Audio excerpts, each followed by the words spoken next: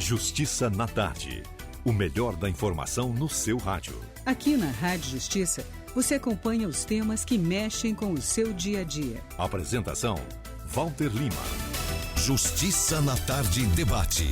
São 15 horas. Muito boa tarde, estamos iniciando a partir de agora mais uma edição do Justiça na Tarde debate. E o debate de hoje está relacionado e será sobre diversidade. No último dia 28 foi celebrado o Dia Internacional do Orgulho LGBT+, um tema que se torna cada dia mais importante e necessário na nossa sociedade. E ao longo deste programa vamos debater a diversidade e a importância de promover a inclusão em todas as esferas da nossa convivência. Queremos deixar claro que o tema não se restringe apenas às pessoas que integram a comunidade LGBT+.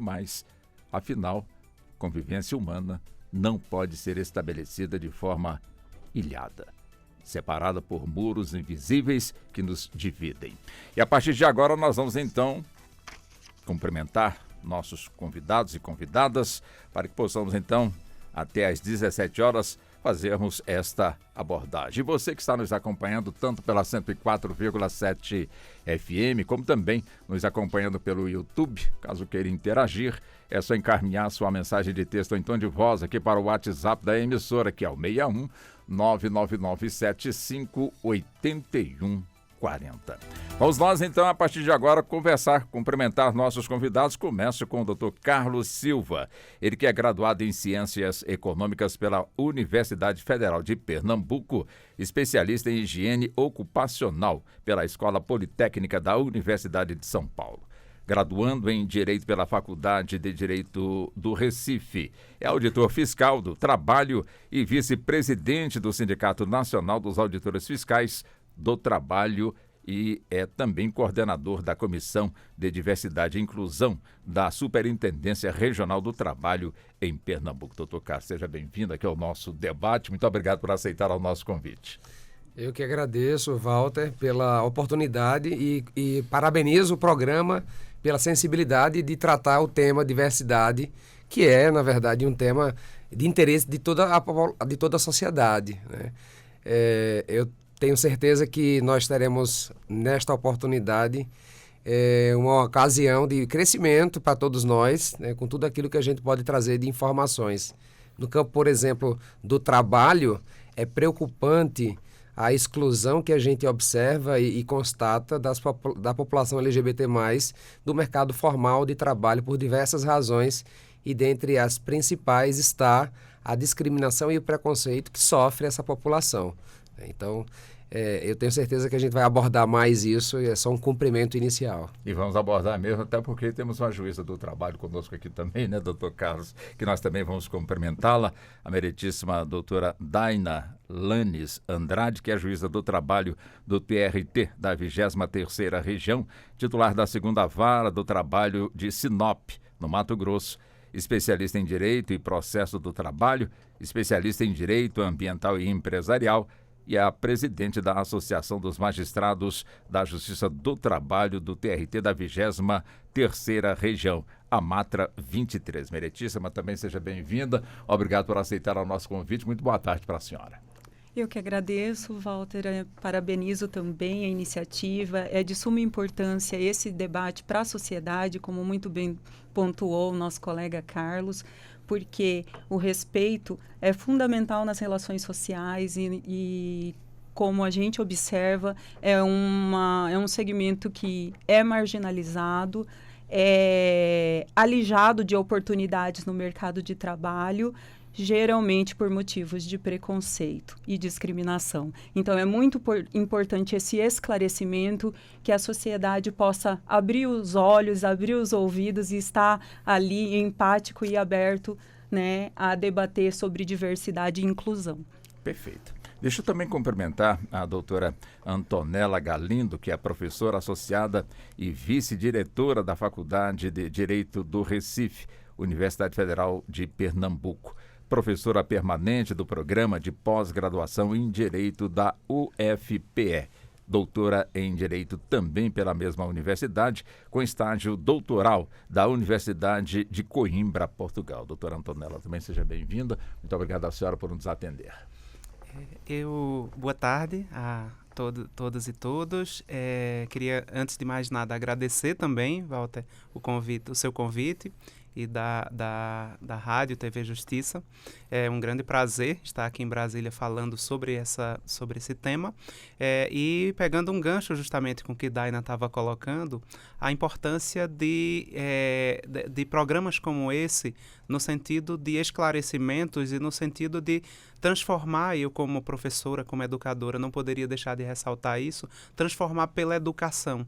E a educação que não é somente a educação formal que nós vamos ter numa faculdade, num colégio, mas a educação também com informação, com discussão, com debate e, sobretudo, com conhecimento sobre as temáticas. Porque muito do que vemos de preconceito, eu tenho muito a ideia de que as pessoas não são necessariamente preconceituosas natas, mas elas são levadas a preconceitos, muitas vezes por temerem o desconhecido, muitas vezes por não terem realmente um conhecimento adequado de tudo que representa a diversidade humana e, consequentemente, também a diversidade nesse campo das pessoas LGBT+. Então, um programa como esse é um programa muito importante, exatamente pelas luzes que pode trazer, a partir de olhares diferenciados aqui das debatedoras e debatedores, e bem como do próprio público, e eu fico muito feliz de poder compartilhar e participar aqui disso e, mais uma vez, parabenizar realmente vocês pela iniciativa. Estou à disposição para discutirmos. Seja bem-vinda. Deixa eu também cumprimentar o doutor Manaim Siqueira Duarte, advogado, pós-graduado em Direito Civil e Processo Civil pela Escola Paulista da Magistratura. Ele que é o relator da 5ª Câmara da Caixa de Assistência dos Advogados do Estado de São Paulo. Doutor Manaim, também seja bem-vindo, muito boa tarde e obrigado por aceitar o nosso convite. Muito obrigado pelo convite e cumprimento todos. E realmente é um momento de muita alegria para nós, porque durante o mês de junho, e particularmente dia 28, é comemorado o Dia Internacional do Orgulho. E por que disso? Isso aqui é importante a gente introduzir esse tema para a gente se situar no tempo e também no espaço. Então, dia 28 de junho de 1969, na cidade de Nova York, ocorreu o que a gente reconhece historicamente como a revolta de Stonewall.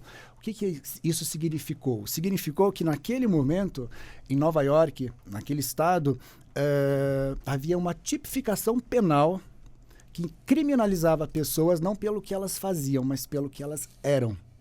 Então, ou seja, nessa rota de colisão entre o direito positivado, que está escrito na lei, e o direito natural, do que chamamos como o que deve ser, percebemos que havia e existiu, e isso foi modificado. A gente vem crescendo, ampliando este olhar sobre isso, percebendo que algumas normas legais são ilegais, a exemplo desta. Sim. Então, eu estou muito feliz pela oportunidade de poder participar deste programa, debater, ampliar e trazer luz ao tema, e muito feliz porque durante o mês de junho tivemos pela Escola Judicial da 2ª Região, lá do Tribunal Regional do Trabalho, um circuito de 6 palestras ministradas durante 3 semanas.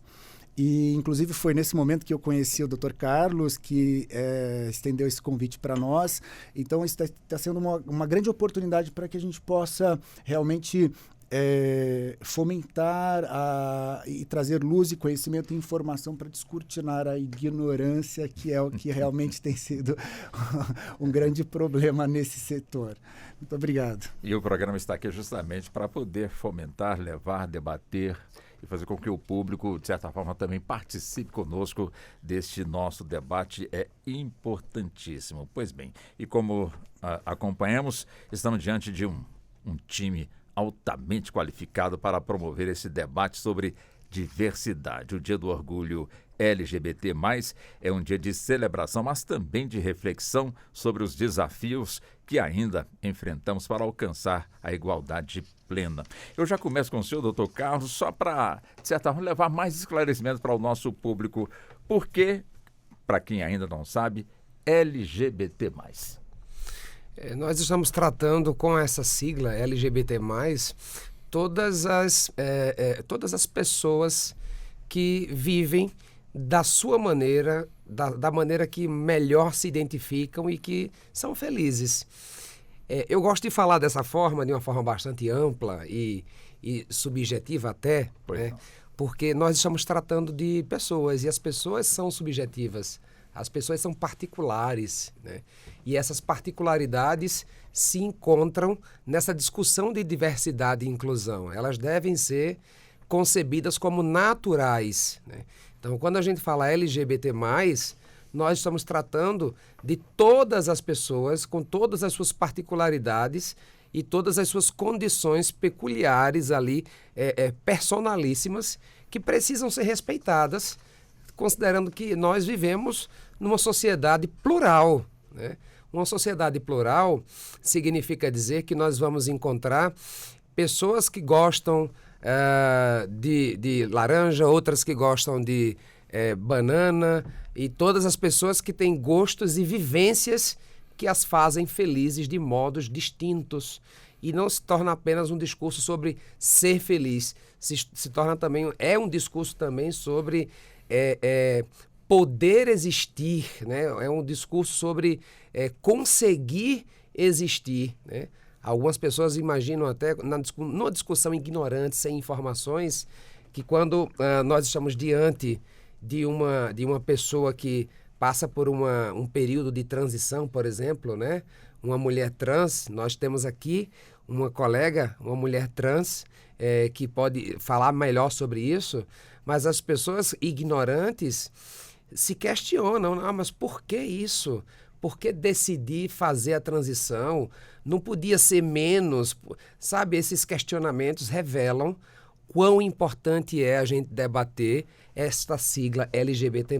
É exatamente porque ninguém é igual a ninguém, né? E nós precisamos encontrar nesta reflexão o espaço de cada um e respeitar o espaço de cada um, de maneira a tratar essas relações como relações humanas e sensíveis, como elas são.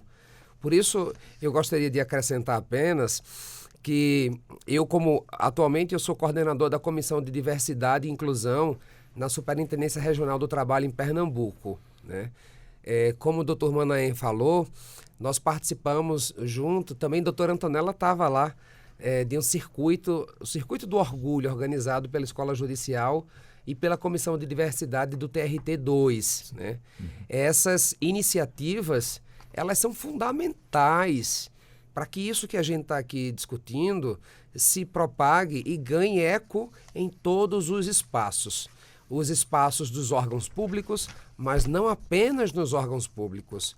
É importante que as empresas e as organizações privadas também tomem iniciativas nesse sentido, e eu gosto de lembrar sempre, né, na condição de auditor fiscal do trabalho que sou, na fiscalização, nós verificamos o cumprimento da Convenção 111 da OIT, que trata sobre discriminação em matéria de emprego e ocupação.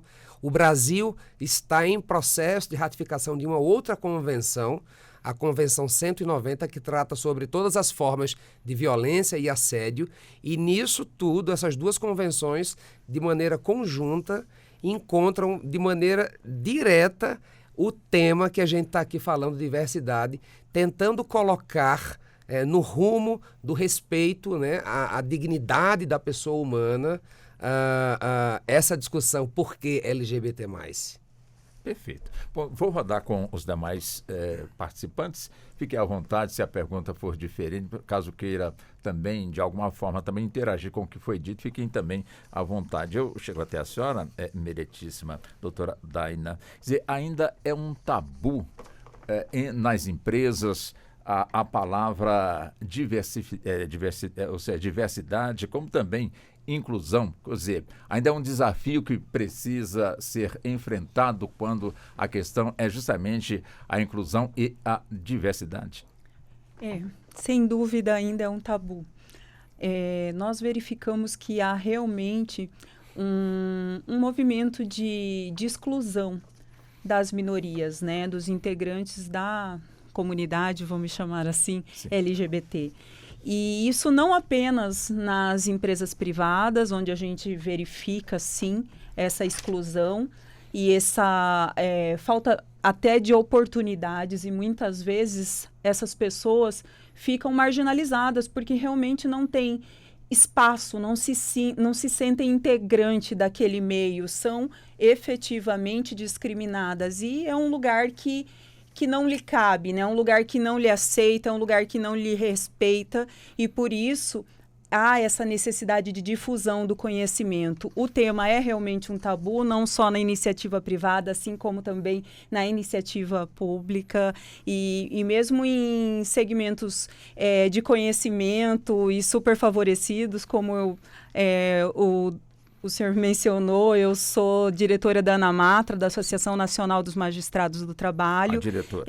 A gente criou, há menos de 2 anos, a Comissão LGBTQIA+, que é para tratar e para ter um olhar especial para as questões de gênero dentro do Poder Judiciário Trabalhista, que também tem, porque muitas vezes a gente pensa assim, espaços de poder favorecido com pessoas que são qualificadas, que já estudaram tanto, a Justiça do Trabalho que é tão próxima dos direitos sociais, em tese era para a gente pensar que não seria um tabu mais arraigado da consciência humana. E realmente concordo com a professora Antonella, com a doutora Antonella, que as crianças não nascemos discriminando, né? Em algum momento o homem aprende a discriminar o diferente, né? Aprende a discriminar aquilo que não é igual àqueles hábitos e valores que ele aprendeu ao longo da vida. Sim. E isso nós não nascemos com isso. Então, há 2 anos, nós criamos a Comissão LGBTQIA+, a ANAMATRA tem sido parceira do STF na iluminação da fachada, né, do STF, já pelo 2º ano consecutivo.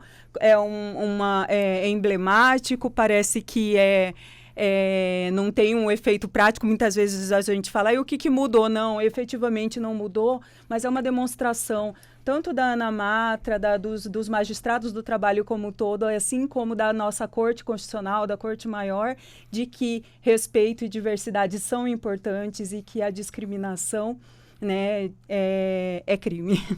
Perfeito. Doutora Antonella, claro que puxamos aqui o assunto sobre a questão do trabalho, acima de tudo, né, a diversidade no campo do trabalho, mas é importante ampliar, né, esse assunto, este tema na sociedade brasileira. De que forma a senhora avalia o grau de conhecimento do público em geral? Ainda falta muita informação e tem que se lutar também muito com a desinformação para que se atinja realmente o grau de conhecimento onde possamos, então, eliminar enfim, o preconceito acima de tudo. Acredito que sim, Walter.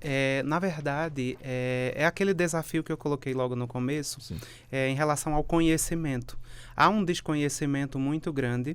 Eu, particularmente, tenho uma crença de que a maioria das pessoas não são preconceituosas visceralmente. É um pouco isso que Daina destacou, de que aprendemos a discriminar, não nascemos discriminando. Então, se aprendemos a discriminar, como dizia Mandela, né, é possível aprender o oposto também. E o que eu percebo é que há realmente um desconhecimento muito grande, muitas vezes fomentado por interpretações um tanto quanto controversas de livros religiosos.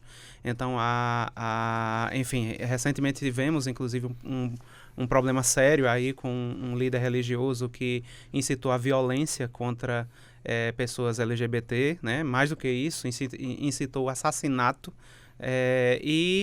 São ideias como essas, quer dizer, que legitimar violência porque aquelas pessoas estariam erradas, visceralmente erradas, é algo muito comum. E isso termina principalmente pelo desconhecimento de muitas pessoas, quando isso frutifica, de certo modo, como uma ideia de que se essas pessoas são más, então merecem ser destruídas. Ou seja, coloca-se na cabeça de muita gente esse tipo de percepção completamente desfocada da realidade.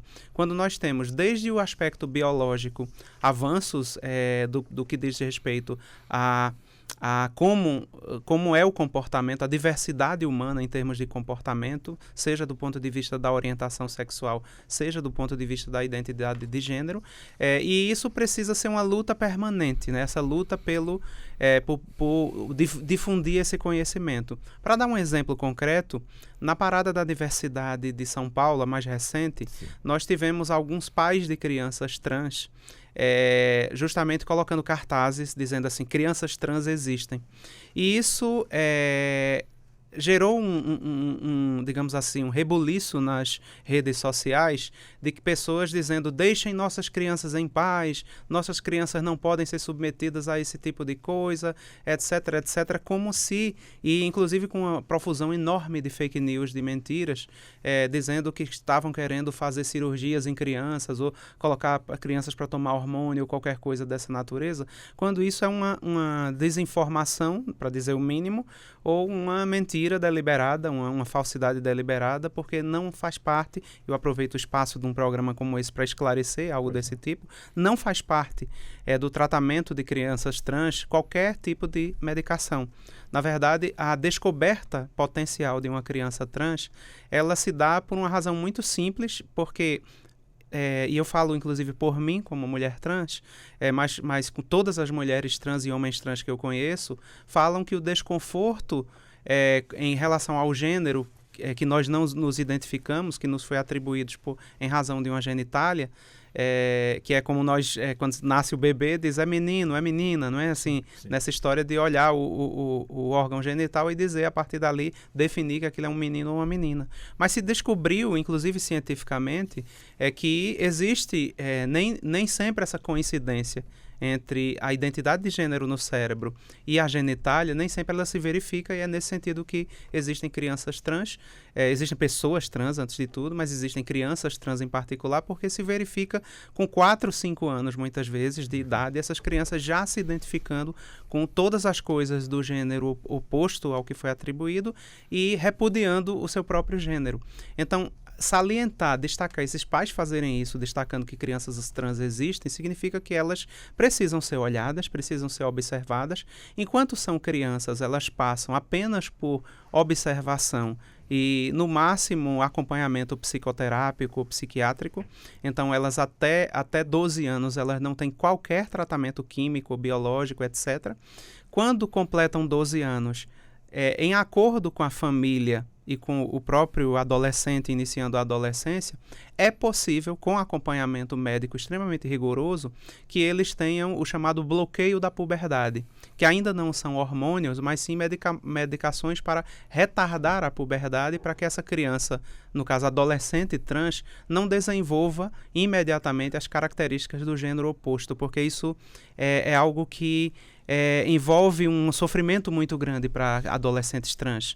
Então, a mulher trans começa a ver o seu...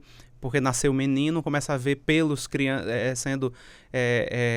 nascendo no peito, nascendo na barriga, quer dizer, a barba nascendo também. No caso dos homens trans, os seios vão crescendo e aquilo se torna desconfortável porque se identifica como homem. Então, o que é que ocorre aí? Dos 12 até os 16, pode haver o bloqueio da puberdade, mas ainda assim em acordo com a família também. Então, não é o jovem sozinho que decide isso, a família também tem que decidir junto.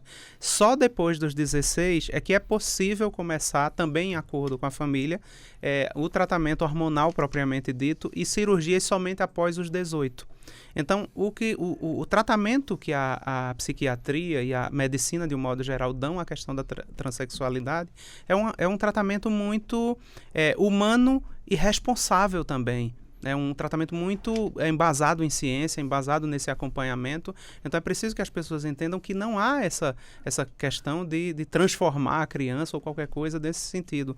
Mas, sim, é preciso identificar as crianças trans para que elas possam, de fato, se desenvolver bem, com menos restrições no campo psíquico, com mais saúde mental, com mais qualidade de vida. É por isso que esses pais estavam lá destacando a existência das crianças trans.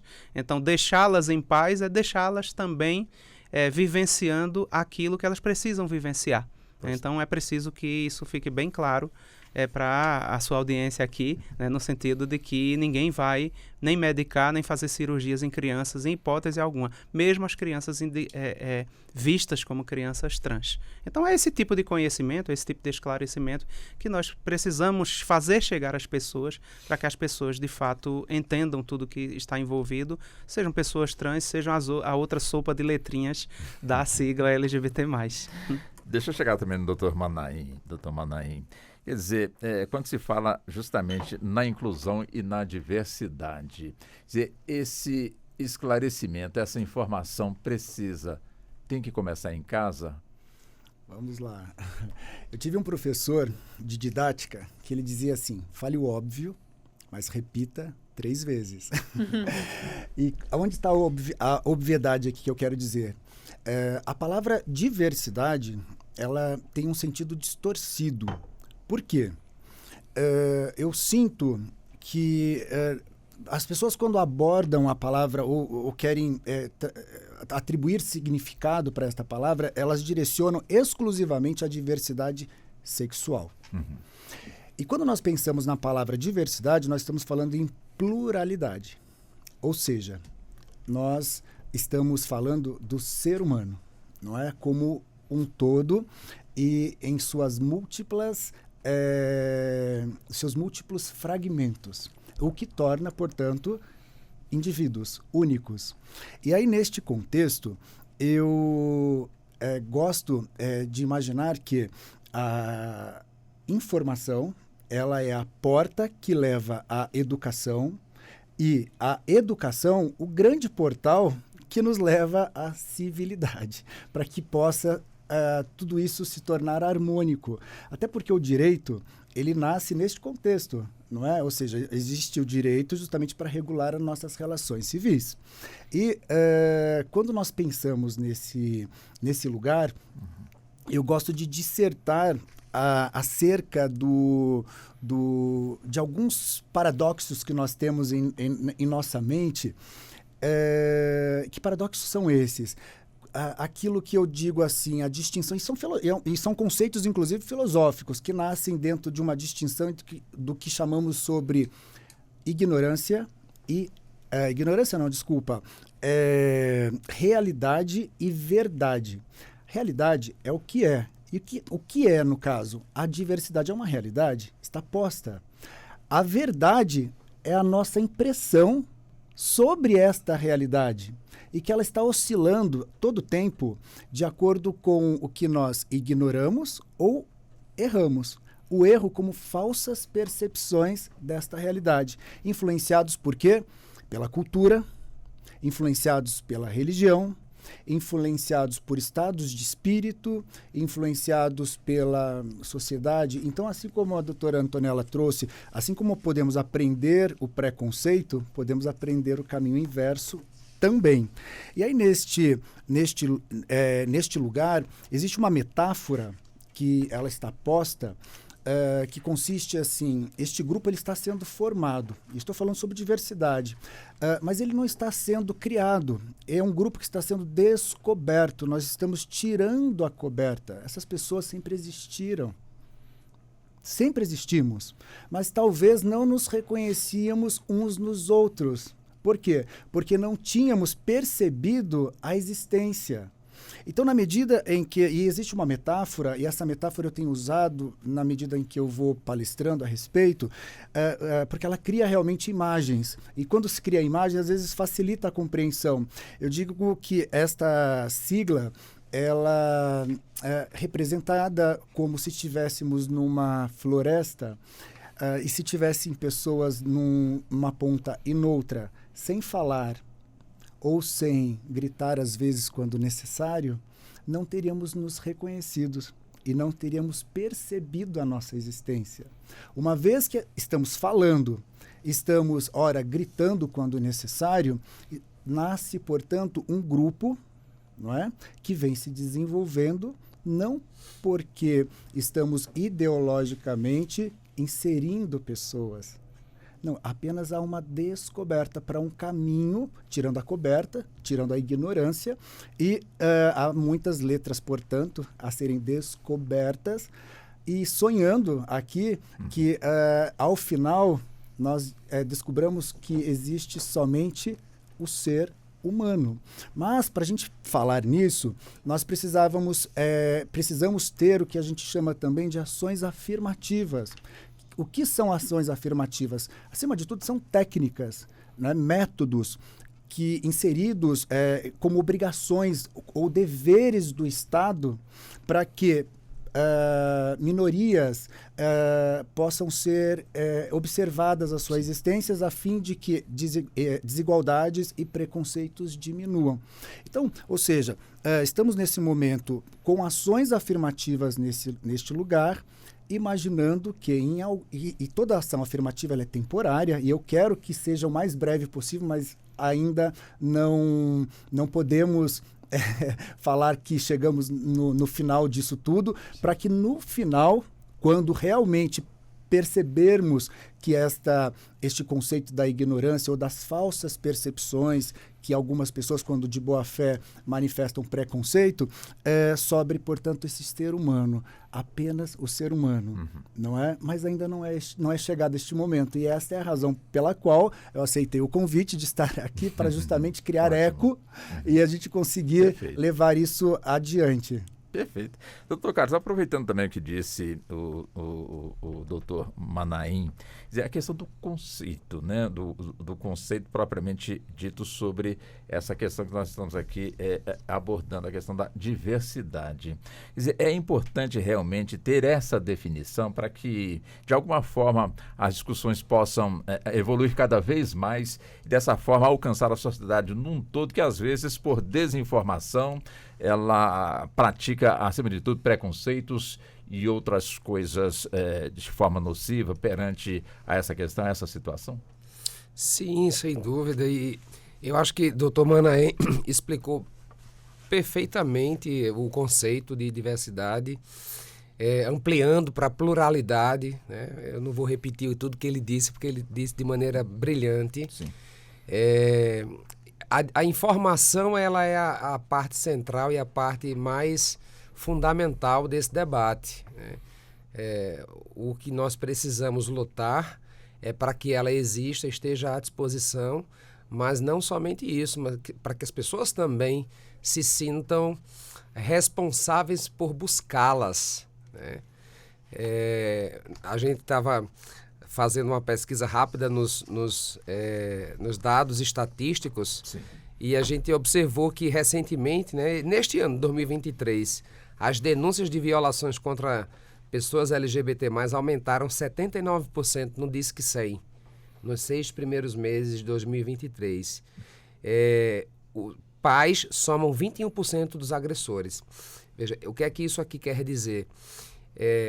São várias as leituras que a gente pode fazer disso, mas talvez a mais importante é que as pessoas que estão buscando este canal de denúncia depositam com essa denúncia expectativas de respostas em relação às violências que sofreram, né?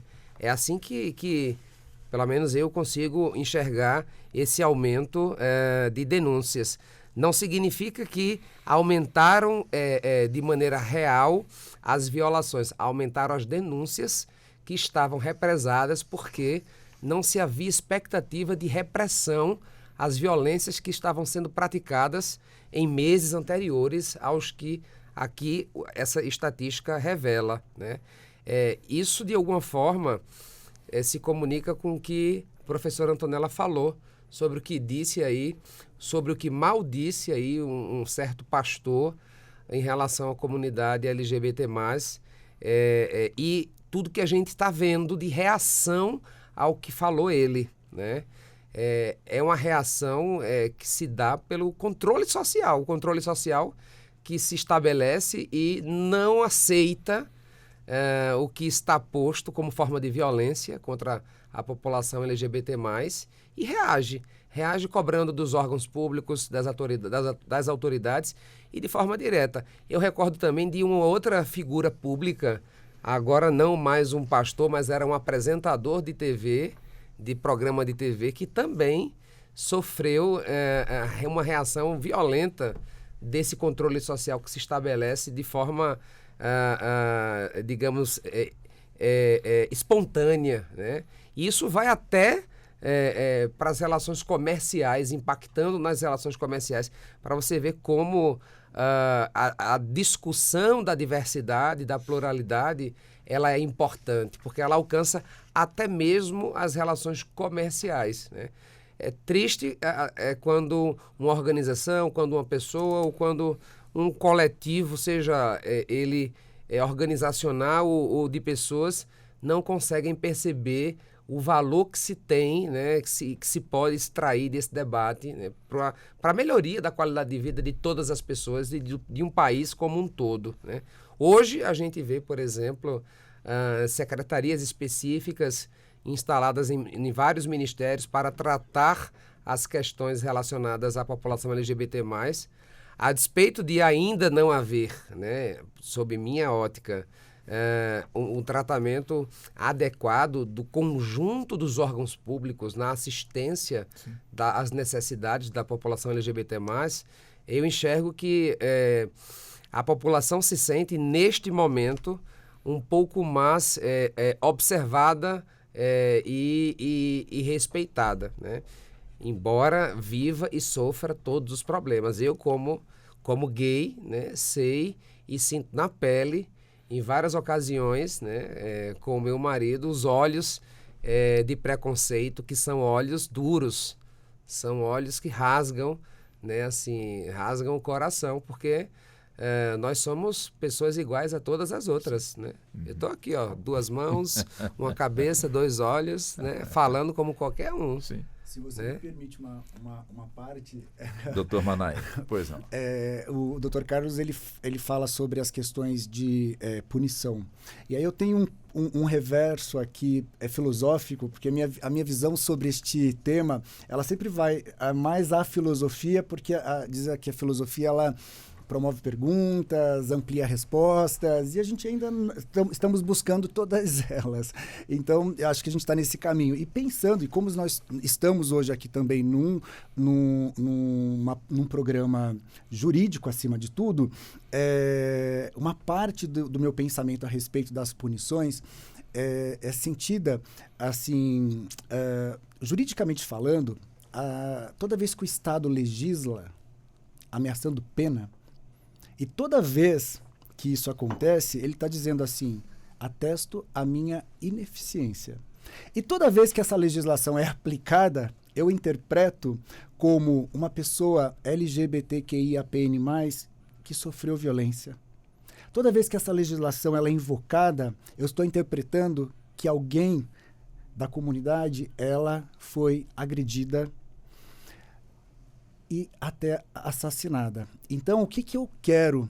Que essa mais oportunidade de fala para que, falando, obtenhamos, portanto, informação, a informação leve à educação, à civilidade, que é esse grande portal mágico que nós estamos sonhando. Para quê? Para que a gente não precise de leis, porque toda vez que esta legislação for regulamentada ou aplicada, o Estado está dizendo, falhei. O senhor pode complementar, doutor Carlos. Não, eu acho que é perfeita essa observação, né? Se a gente está fazendo uso de um recurso legal para se defender de uma violência, é porque a violência existiu e o que a gente precisa lutar em conjunto na sociedade é para que essas violências não existam.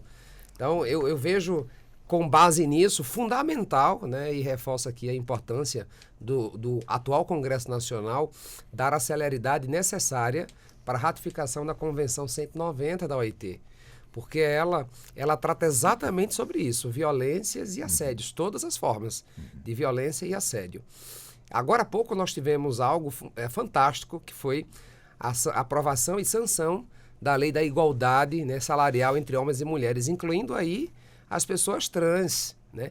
Esse debate é um debate óbvio, mas eu tenho certeza, desde já, que não vai ser tão óbvio assim na hora da aplicação da lei. Vamos saber com quem realmente está dentro e conhece esse assunto, doutor Carlos. Sim. Então, eu volto agora com a doutora Daina. Quer dizer, neste contexto, né, que foi deixado aqui pelo doutor Carlos, como também levantado pelo doutor Manaim. Eu também aproveito e acrescento mais ainda, né, neste campo, portanto, aí, acima de tudo, na inclusão no mercado de trabalho. Como é que a senhora vê essa questão da inclusão, o respeito, as oportunidades, acima de tudo, né? E até mesmo, de certa forma, acabar também com a segregação também dentro do mercado de trabalho. Quer dizer, esses focos, de alguma forma, estão no radar, são observados pela nossa Justiça do Trabalho, doutora Daina? Então, Walter, o que a gente vê, e eu acho até o fato da gente aplicar a legislação, é importante que a gente faça um esclarecimento para a sociedade em geral, que o judiciário é inerte. Então, a gente precisa aí que o ofendido movimente o aparato do Estado, e daí pode ser mediante uma fiscalização dos auditores fiscais. A justiça precisa ser movimentada.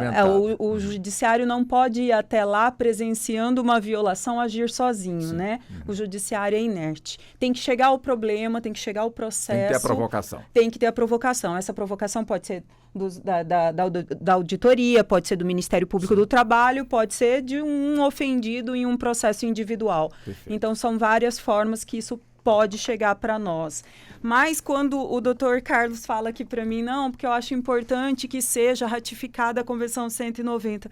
Não é que eu não acho que seja importante, mas é que eu acho mais importante porque, às vezes, diante de uma profusão de normas, que é mais bonito do que o nosso artigo 5º, né, da Constituição, e seus mais de 70 incisos que estabelecem ali os direitos fundamentais da pessoa humana, a gente precisa dessa difusão de conhecimento, porque a gente precisa mudar o íntimo das pessoas no sentido de respeito, né? Do respeito em todas as suas formas e pela igualdade de direitos, porque não é desnecessário lembrar, e eu sempre lembro a história do matemático Alan Turing, né, que sendo uma das cabeças pensantes mais importantes de sua época, o precursor do computador, o inventor do algoritmo, não fosse ele, não estaríamos nós aqui viciados nessas maquininhas aqui, e ele foi condenado à castração química. E, na época, o Reino Unido perdeu uma das maiores cabeças pensantes, né? Uma pessoa que abreviou a Segunda Guerra Mundial quando decifrou o código da máquina Enigma, e porque ele foi condenado por homossexualidade. E ele foi condenado por uma lei que estabelecia que era crime a homossexualidade, foi condenado à castração química, e por conta das medicações que ele tomava, ele não conseguia mais produzir. E como ele não conseguia mais produzir, ele entrou numa depressão tremenda e suicidou-se. Então, é importante que a gente pense nesse sentido de conscientização de todos, dentro da nossa casa, dos nossos filhos, dos nossos amigos. Eu penso que agora a gente chegou num momento que, se você está num grupo e fica todo mundo se divertindo com piada homofóbica, aquilo lá já não serve para mim. Porque eu imagino assim que a gente tem que ser intolerante com esse tipo de prática quando a gente pensa que a cada 34 horas matam uma pessoa LGBT. A pessoa não tem o direito de existir. E eu falo aqui, até como mãe de uma menina integrante da comunidade LGBT, e por isso a importância do acolhimento da família, porque eu fico pensando que quando a minha filha veio me contar, eu sofri porque sabia que ia ter essa resistência da sociedade, e você sofre, não porque ela se descobriu assim, porque eu acho que é uma coisa que esse sentimento ia aflorar e não está dentro do escolher, não é escolha, né? A pessoa é assim, a pessoa é, né? E quando ela disse, mãe, eu sou bissexual, e aí a minha, né, ela estava namorando uma outra menina, e meu medo que me deixou assim, desesperada, chorando pelos cantos, é porque eu ficava assim, eu tenho medo da minha filha estar no shopping e alguém agredir. Eu tenho medo dela, né, tá ali andando e empurrarem. Porque, assim, essas coisas, eu não sei se está embasado em dados científicos, talvez os doutores acompanhem mais de perto as estatísticas. Parece que pós-pandemia as coisas pioraram muito, porque há esse incômodo no olhar, né? As pessoas sentem vontade de agredir, as pessoas não podem simplesmente aceitar e questionam o direito de existir. Então, assim, eu acho que mais do que normas, mais do que a ratificação de mais uma convenção, nós precisamos dessa educação, dessa tolerância, dessa empatia, dessa aceitação do diferente, e que a gente viva um mundo onde não precisem mais de leis, né? Porque o respeito ao ser humano, à dignidade humana, seja maior do que qualquer outra norma dentro do ordenamento jurídico. Né? Eu volto com a doutora Antonella. Quer dizer, a senhora defende tantas causas da diversidade. Eu gostaria que a senhora nos falasse também sobre as suas expectativas, acima de tudo com relação ao recurso extraordinário que tramita aqui no Supremo Tribunal Federal a respeito do uso de banheiros para pessoas trans, né? E claro, a senhora fica à vontade, caso queira também comentar sobre o que já foi dito aqui pelos demais convidados. Isso, esse tema é muito importante, né? Vai ser um julgamento extremamente relevante na jurisprudência do Supremo. Eu penso que é interessante, pegando um gancho, para dar minha resposta, pegando um gancho com o que Daina falou agora, nós tivemos digamos assim, uma escalada histórica que, de certo modo, eu costumo dividir em 4 partes sobre a efetivação ou a busca pela efetivação dos direitos da comunidade LGBT+, que é uma primeira fase de intolerância ativa, ou seja, no momento em que as pessoas queimavam homoafetivos e pessoas trans, que nem se colocava isso como algo diferenciado, eram todas pessoas homoafetivas nas fogueiras e matavam e faziam esse tipo de atitude. Lamentavelmente, existe ainda países no mundo em que isso ocorre. Se a gente for ver, por exemplo, uma nova legislação agora aprovada em Uganda, no país, em Uganda, pena de morte até para comportamentos homossexuais extremos, como eles trataram lá.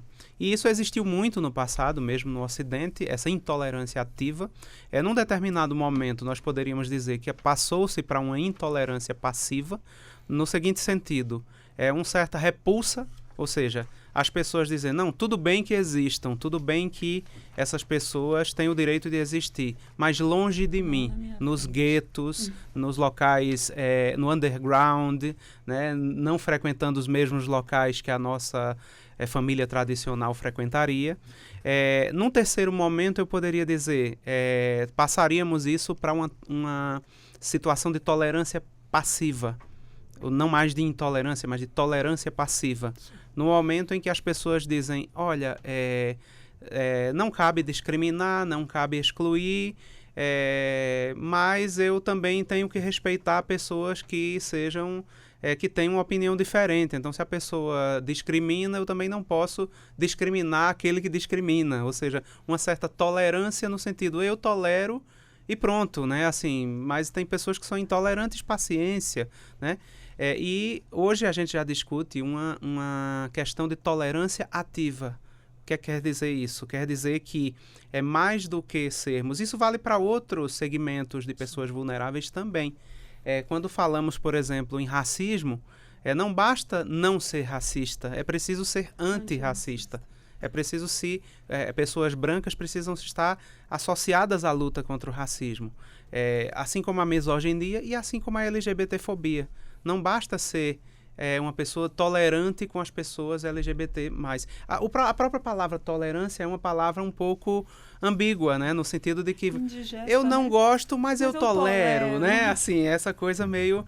quando, na verdade, o que eu chamo de tolerância ativa significa dizer, olha, eu não discrimino, E eu sou contra a discriminação. Eu estou nessa luta pela dignidade e direitos dessa comunidade. E aí, falando do caso específico do julgamento do Supremo, eu tive a oportunidade de ler os votos já proferidos e o parecer do Ministério Público.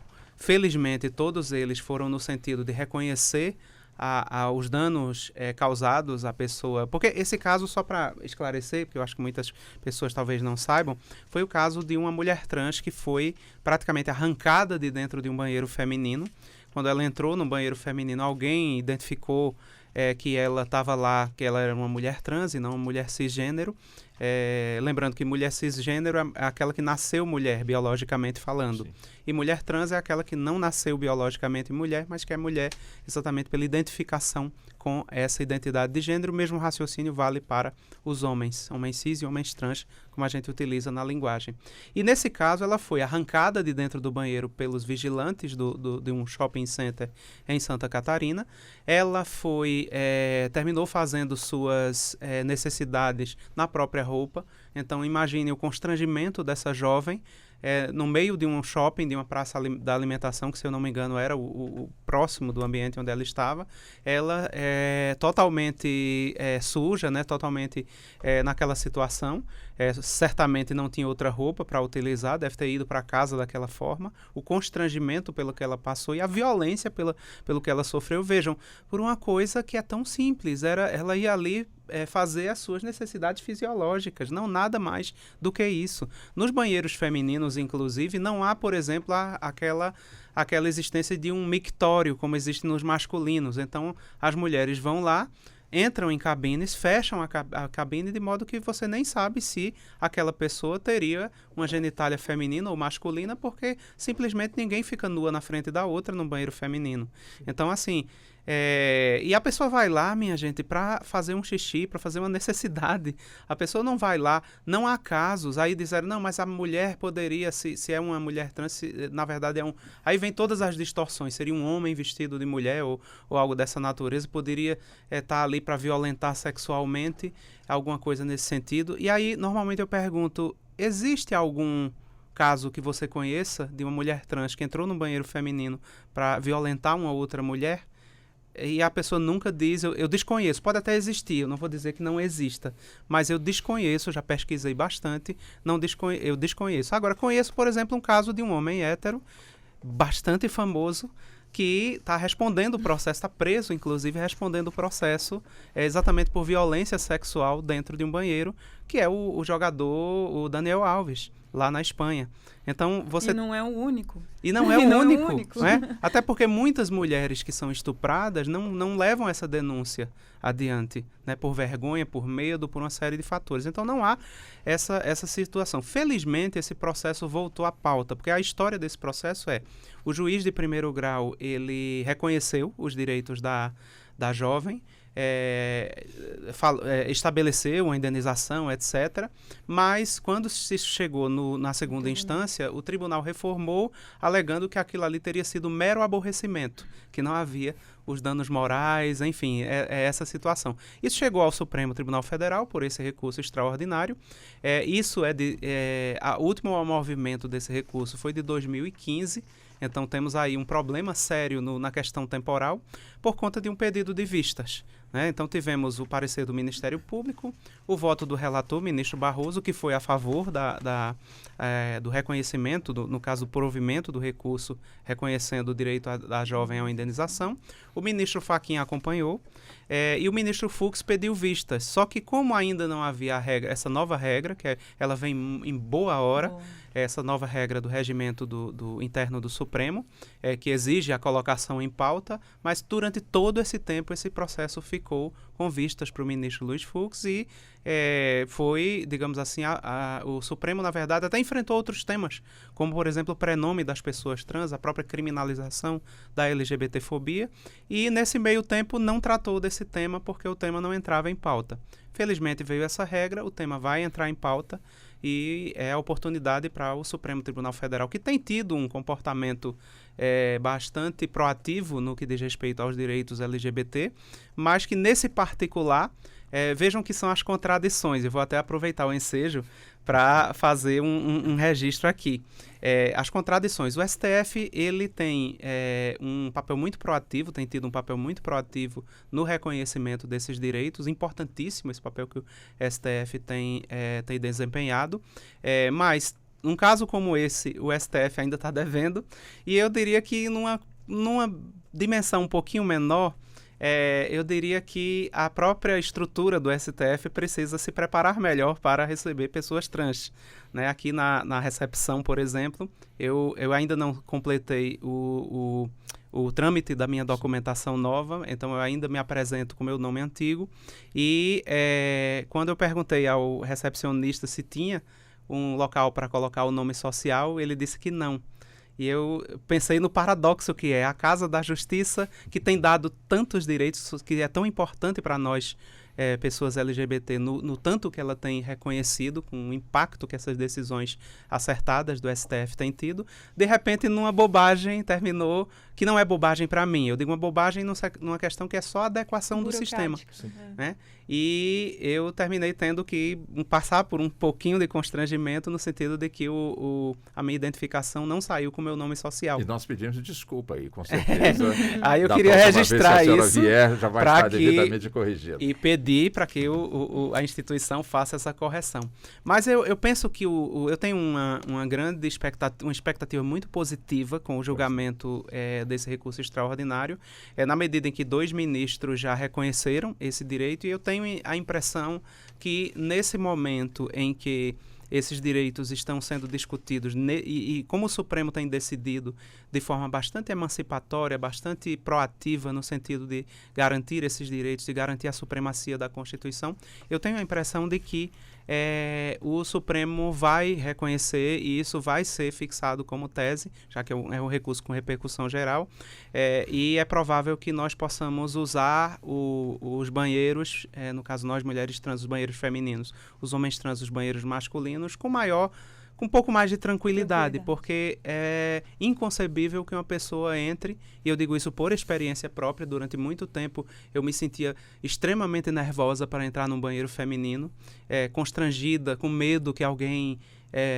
me agredisse, e não é justo que a pessoa que vai ali simplesmente fazer suas necessidades fisiológicas se entre nessa situação com tanta tensão, com tanto medo de ser agredida, mas, como se disse aqui, de ser agredida por ser quem ela é, simplesmente isso. E os relatos são muitos, de pessoas inclusive que se seguram para não entrarem em banheiros desse tipo e passam às vezes horas sem conseguir fazer suas necessidades, esperando chegar em casa, e não é justo, porque isso faz mal à saúde, inclusive. Então, nesse sentido, é que eu tenho grande esperança de que o Supremo vá dar provimento ao recurso e vai fixar uma tese no sentido de garantir um direito tão óbvio, como disse Manahem aqui, né? O óbvio que precisa ser repetido para que esse direito de fato seja observado. Doutora, eu gostaria só de uma parte, até a gente estava conversando sobre essa questão do nome social aqui antes da entrevista, e eu disse para ela que numa das primeiras atuações minhas, em Juí, no interior do Mato Grosso, são quase 800 quilômetros da capital, eu já deferi naquela época que tínhamos processos físicos, a utilização de nome social, embora ainda não se discutisse sobre isso. Eu calculo que seja aí 2009, mais ou menos, né? Porque eu pedi que não tinha como constar no sistema, mas que colocasse na capa dos autos, né, o nome social adotado pela requerente. Eu acho uma medida de respeito, né, que a pessoa seja chamada pelo nome com o qual ela se identifica, porque não deixa de perpetuar aquela agressão quando ficamos aí chamando pelo nome, né, de registro, porque sabemos que ainda é burocrático esse processo de alteração do registro civil. Pois não. Exatamente isso, só complementando. 30 segundos, doutora Antônia. Exatamente isso. O processo ainda é muito lento e burocrático, então é natural que as instituições, digamos, é necessário que elas se preparem para aceitar a utilização provisória, pelo menos, do nome social. Perfeito. Eu peço licença aos senhores e às senhoras. Claro. Nós vamos para um intervalo, voltamos em instantes e vamos prosseguir na sequência do Justiça na Tarde Debate. Até já. Voltamos a apresentar Justiça na Tarde. Justiça na Tarde Debate. Pois bem, estamos de volta com Justiça na Tarde Debate, são 16 horas mais 7 minutos. Doutora Antonella, a nossa produção está apenas diante do que a senhora colocou com muita propriedade, né? Ela me orientando aqui de que não tinha, portanto, o nome social da senhora, por isso é que não foi possível ter colocado, né, na listagem onde os nossos convidados são identificados. Então, por isso é que ocorreu este ponto que a senhora nos registrou, tá bem? Só para registrar e, claro, o pedido de desculpas continua, tá bem? Muito obrigado a senhora pela compreensão. Bom, deixa eu voltar então aqui com o tema, né, o assunto, com o doutor Manahem Siqueira Duarte. Doutor Manahem, quer dizer, eu pergunto ao senhor, né, justamente um ponto também que é importante de ser abordado, que é, no caso aqui, o senhor como advogado, pós-graduado em Direito Civil e Processo Civil, enfim. Então, a questão que eu quero justamente abordar aqui com o senhor é justamente sobre o direito de ser o que quiser ser, que é um direito de todos. Mas a gente não vê isso acontecer facilmente com a comunidade LGBT+. E com isso, como o direito civil pode contribuir para garantir a diversidade e a igualdade de direitos para todas as pessoas, independentemente de sua orientação sexual ou identidade de gênero? É a primeira questão. E mais, e como podemos promover uma maior conscientização sobre o direito do indivíduo de ser quem ele quiser, sem restrições ou discriminações? Várias perguntas. Opa! Então, eu advogo faz 18 anos e, como advogado, a minha atuação preponderante, ela funciona mais na área de direito de família e das sucessões.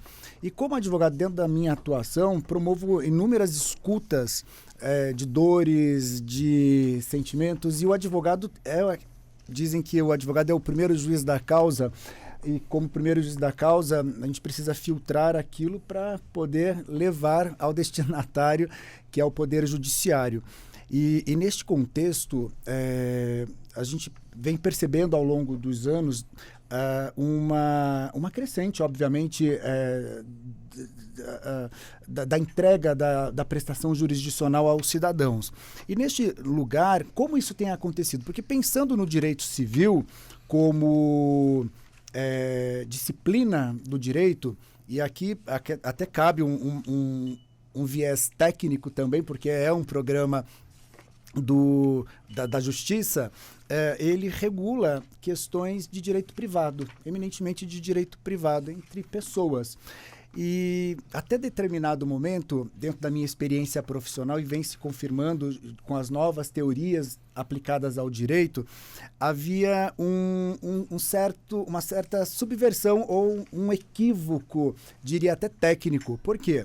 Porque colocava-se o direito civil como o parâmetro de interpretação, enquanto que este parâmetro deve ser a Constituição. E estamos hoje aqui no Supremo Tribunal Federal, justamente esta casa da Constituição, do guardião da Constituição, em que sabiamente percebeu-se este equívoco prático em que é percebido na entrega da prestação jurisdicional, em que o direito civil, como uma lei infraconstitucional, havia ou outros microsistemas civis também, como o Estatuto da Criança e do Adolescente, em que a gente vai exemplificar alguns casos aqui na minha rotina prática, e outras normas, como sendo estas normas infraconstitucionais o parâmetro interpretativo, enquanto que tais normas podem ser inconstitucionais, se uma vez interpretado conforme a Constituição,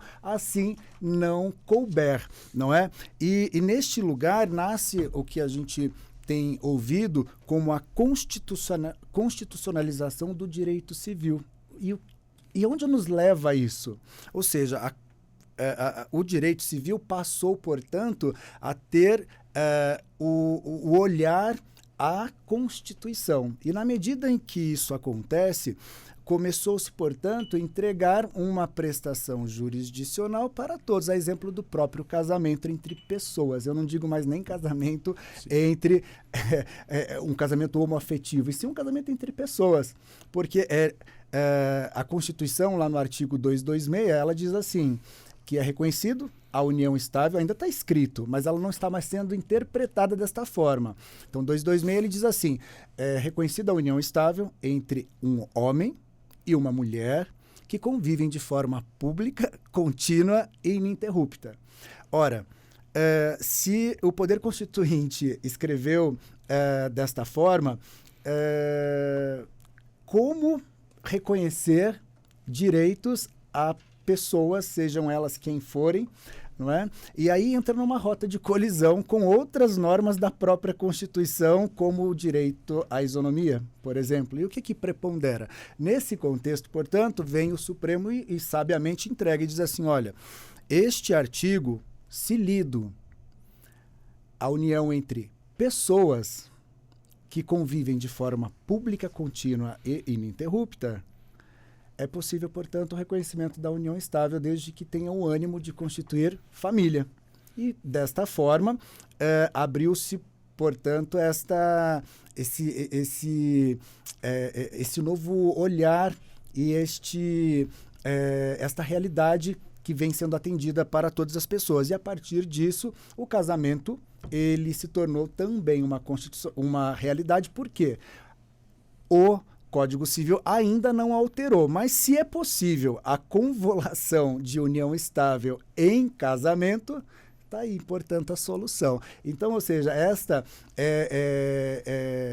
dentro da minha realidade prática, eu digo assim, que na medida em que interpretamos essa legislação infraconstitucional aos olhos da Constituição, nós passamos, portanto, a reconhecer e ampliar direitos. E digo outros setores também do direito em que, pensando na minha experiência prática e mostrando neste viés prático de onde iniciei os meus estudos jurídicos para este momento presente, lá na minha graduação, por exemplo, isso há mais de 20 anos, era inimaginável,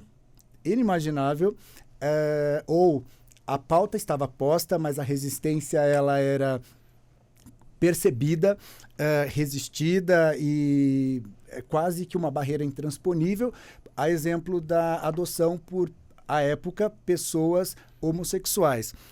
E é curioso que o Estatuto da Criança, por exemplo, ele diz assim, que deve-se privilegiar o interesse do menor. Olha que incoerência. O interesse do menor, que está dependendo de uma família, qual é? Ter um lar, ter alimento, ser amado. E na época a interpretação não era o interesse do menor, e sim o interesse social. Qual que era o interesse social? A sociedade entende que estas pessoas não podem praticar este exercício. E na medida em que fomos expandindo e percebendo, né, o conhecimento ele vai se agregando, ou seja, esta interpretação ela criou um novo viés. Então hoje é possível pessoas adotarem crianças, não é? E pessoas casarem. Então, independente da sua orientação, cor, credo e tudo mais. Isso é um avanço, mas sempre olhando a Constituição, porque a Constituição ela está garantindo esses direitos individuais. E as leis infraconstitucionais, hora ou outra, a gente percebe que o Congresso ele cria dentro dos seus padrões morais alguma resistência e ilegalidades, a exemplo destas. Ou seja, acreditamos que este é o caminho para onde devemos continuar seguindo para que outros direitos e garantias também sejam entregues para toda a população. Me permite um acréscimo? Pois não. Porque segue um pouco essa toada. Aí falando também como professora de Direito Constitucional, essa fala do Manael é muito relevante no que diz respeito às lentes de interpretação, às lentes hermenêuticas pelas quais nós podemos ler as normas infraconstitucionais. Então, isso que o STF fez em relação à união estável homoafetiva tem muito a ver, primeiramente, com o próprio dispositivo do artigo 226, não excluir outras formas de união. Então, embora ele fale expressamente em união estável entre homem e mulher, ali não está nenhuma norma estabelecendo uma exclusão. No segundo passo, e isso tudo foi abordado na decisão, nós temos um parágrafo 2º do artigo 5º da Constituição que estabelece o quê? Que os direitos, os direitos estabelecidos nesta carta, eles não são taxativos, eles são exemplificativos. E que outros direitos podem surgir dos princípios e regime político constitucional, bem como de tratados internacionais de direitos humanos. Então, assim, os direitos não são limitados ao que está expressamente na Constituição. De modo que, aliás, eu lembro muito da fala do ministro Carlos Aires Brito, na ocasião, quando ele disse, olha, o que é que os casais heteroafetivos vão perder com esse reconhecimento? Absolutamente nada. Porque vão continuar sendo pessoas que podem, homens e mulheres vão continuar podendo casar, vão continuar podendo se unir estavelmente, etc. Ou seja, não vai ter alteração nenhuma se você é uma pessoa heterossexual e quer casar com alguém do outro gênero. Não há nenhuma alteração nisso, vai continuar sendo um direito. Mas e aqueles que são homoafetivos e que resolvem se juntar? Para esses vai fazer toda a diferença. Então, eu lembro muito dele dizendo isso. Então, nesse contexto, é preciso que nós possamos ler a Constituição, como diz o professor Lênin Streck, ler as normas infraconstitucionais com as lentes da Constituição. E não o contrário, como às vezes é feito. Querem interpretar a Constituição com base na lei. E nós temos que interpretar, na verdade, a lei com base na Constituição. E nesse ponto, como em outros, o Supremo andou muito bem. Né? É aquela história, quando eu reclamo, mas também a gente tem que reconhecer quando o Supremo acerta. Eu sou professora de Direito Constitucional, então a gente aborda muito decisões do Supremo em sala de aula. Em alguns momentos a gente critica, em outros a gente elogia. E nesse caso especificamente, eu acho que é digna de muitos elogios, tanto no aspecto técnico como no aspecto humano da decisão. Pois não, doutor Antonella. Doutor Carlos, deixa eu voltar com o senhor, focar mais ainda no campo do mercado de trabalho, ou seja, a inclusão no mercado de trabalho. Foi dito aqui direitos e também garantias. Quais têm sido os grandes desafios da inclusão, portanto, da comunidade LGBT, portanto, no mercado de trabalho? Não só a inclusão, como também as promoções, como também ter os seus direitos assegurados, tanto os trabalhistas, evidentemente que não, com toda certeza não há nenhum problema por conta justamente da nossa legislação, mas a questão, acima de tudo, né, da convivência com outras pessoas que às vezes não têm o devido esclarecimento, a devida informação, às vezes tem uma visão deturpada da situação, enfim. De que forma o senhor vê o compromisso das empresas com o público, com a comunidade, do trabalhador LGBT, exercendo ali as suas funções? Bem, é bem amplo aí o horizonte de reflexão, é bem amplo, mas eu acredito que o ponto central dessa discussão está na deficiência que tem o nosso país, né, de conseguir registrar nos seus bancos de dados oficiais as informações que revelem a realidade laboral, né, da população LGBT+. Né? Eu digo isso como integrante e representante da Auditoria Fiscal do Trabalho, de onde eu não consigo extrair informações quaisquer para que eu possa, a partir dali, revelar, identificar e conhecer os sofrimentos e as particularidades que tem, né, no dia a dia laboral a população LGBT+. Né? E isso ocorre em todas as outras esferas que a gente puder imaginar. Né? Então, essa deficiência de informações, naturalmente, tem como consequência a inexistência de políticas públicas focadas e adequadamente construídas para promover essa inclusão. Né? Diante dessa falta de dados, né, o brasileiro e a própria população LGBT+, acaba se voltando para aqueles coletivos que conseguem dar respostas às suas necessidades, que são as ONGs. Então, existe um dado muito importante, por exemplo, da ANTRA, que é a Associação Nacional de Travestis e Transsexuais, que aponta que 90% da população trans no Brasil atua na prostituição. Né? E esse dado ele é revelador não de uma opção desse coletivo, dessa população, dessa quantidade de pessoas trans atuarem na prostituição. Revela a falta de oportunidades que se explica por meio de uma série de violências que sofre a pessoa LGBT+, ao longo de sua vida. Então, essa série de violências, ela se dá para um coletivo muito grande, né? Recentemente, a gente pesquisando viu que numa ação conjunta, a Unesp e a USP, com todas as dificuldades informacionais, chegaram ao resultado de que 12% da população brasileira, ou seja, 19 milhões de pessoas, integram a comunidade LGBT+. É dessa população, desse tamanho dessa população que a gente está falando. E, como eu estava dizendo, né, assim, ao longo da sua existência, desde da sua iniciação na educação formal e ainda dentro de suas famílias, sofrendo todas as formas de preconceito, discriminação ou qualquer outra violência, como tortura psíquica, constrangimento, ameaça, coação.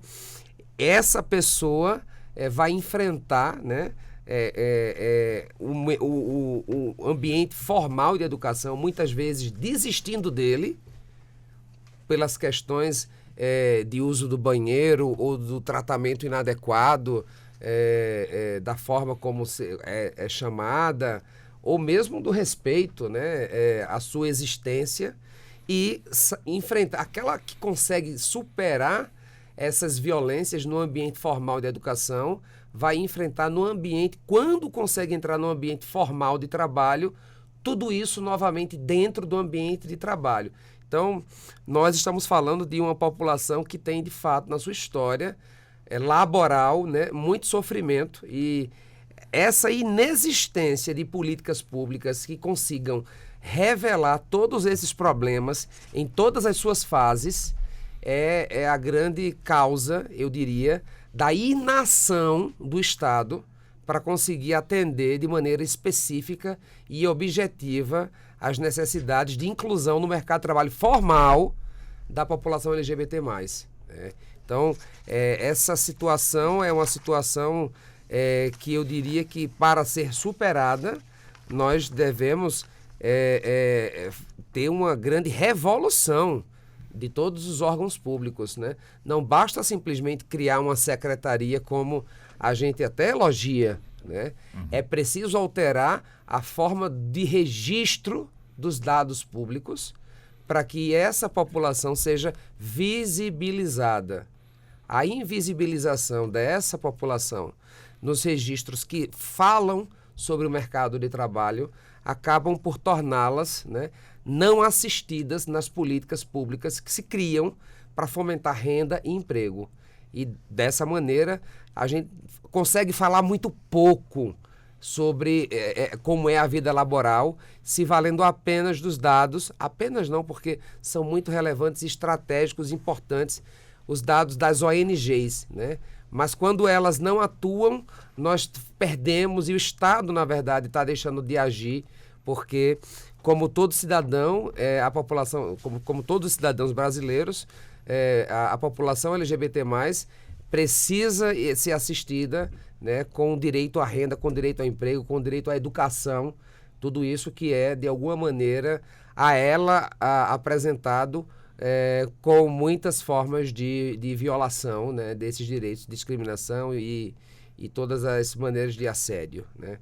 Então, não é fácil a vida laboral, mesmo antes de ser iniciada, né, formalmente, porque na fase ainda de formação, essa população sofre, resultando aí numa cadeia, eu diria, né, de violações e crimes que são praticados, porque não dá para não dizer isso, né? São crimes que são praticados por toda a vida dessas pessoas que, em algum momento, individualmente, cansam de lutar tanto, né, para terem sua existência respeitada, né? Doutora Daina, na questão justamente enfim, das questões que surgem e que, de certa forma, chegam até a área do judiciário trabalhista para, portanto, passar pelo julgamento. Se nós temos áreas trabalhistas tanto no setor público como também no setor privado. Existem estatísticas que, de alguma forma, demonstrem preconceitos, por conta de preconceitos, demissões. Quero crer que no serviço público seja mais rígida, portanto, aí essa questão do preconceito.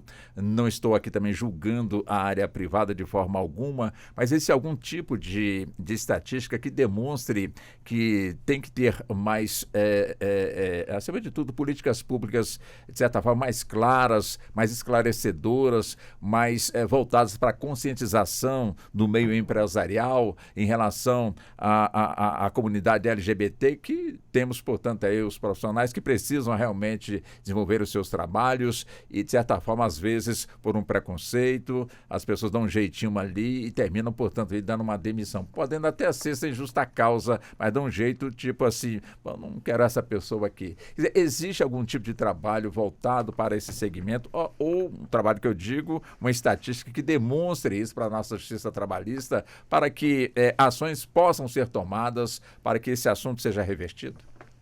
Olha, Walter, eu vou endossar o que o Dr. Carlos muito bem pontuou aqui. Nós carecemos de dados, né?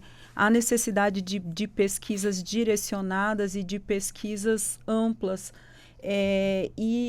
Assim, os dados que temos desses coletivos, das organizações não governamentais, com certeza são subnotificados, porque nós temos pesquisas que evidenciam que 20% das famílias que não têm pessoas LGBT dentro do seu núcleo familiar, elas reprovam a inclusão de pessoas da comunidade LGBT dentro do mercado de trabalho para cargos de comando.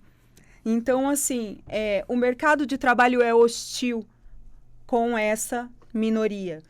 E da mesma forma que hoje nós convivemos com ações afirmativas, com políticas públicas que incentivam a inclusão de negros, né, que foi, assim, excelente para fins de incluir, de acesso, porque, assim, até mesmo no serviço público, entramos todos juntos. Passamos no concurso, somos recrutados, mas depois, dentro do serviço público, tem cargos de direção, cargos de poder, que muitas vezes as pessoas que integram a minoria LGBT são alijadas desse processo. E como os critérios para ocupação desses cargos de direção são subjetivos, então da mesma forma que ocorre com a mulher, que isso ainda ocorre com a mulher, apesar da lei de igualdade.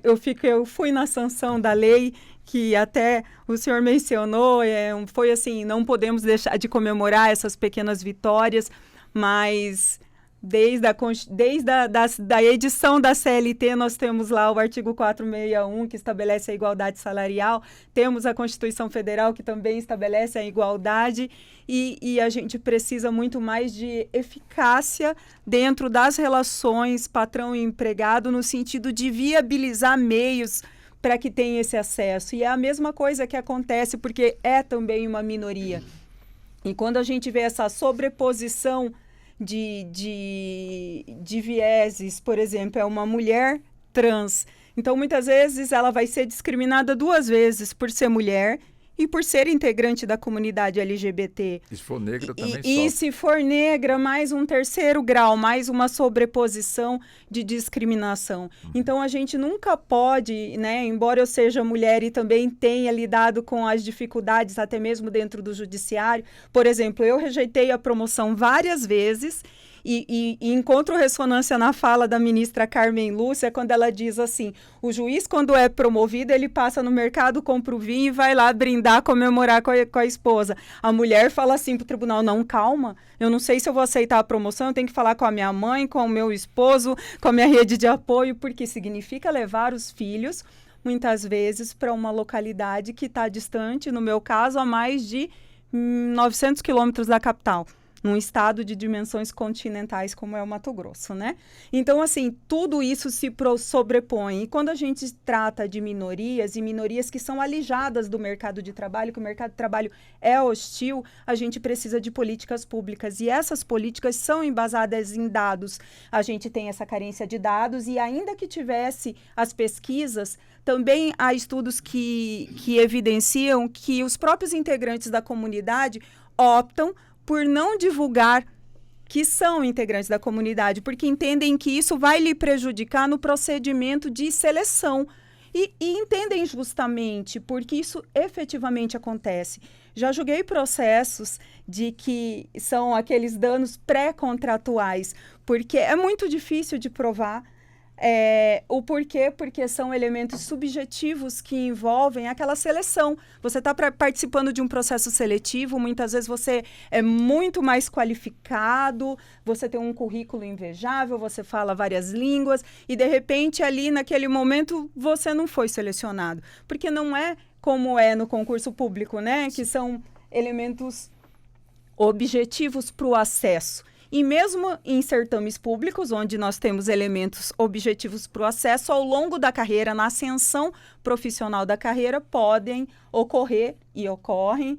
Dr. Carlos, Dr. Manaim, doutora Antonella estão aqui para testemunhar e ocorrem essas discriminações, as pequenas discriminações diárias, que não são nada pequenas para quem vivencia, de você ser alijado e excluído daquele processo que vai lhe dar ali um cargo de maior projeção dentro de um organismo. Na seara privada é muito mais difícil porque você tem dificuldade de inserir dentro do mercado de trabalho. E por conta dessa dificuldade que é notória, que é patente, prescinde de provas, né, doutor?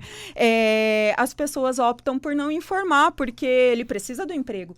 Porque senão acontece que nem o doutor mencionou, as pessoas só resta a prostituição para as pessoas trans, porque ele não conseguiu nenhum outro meio de ganhar a vida, que ela pudesse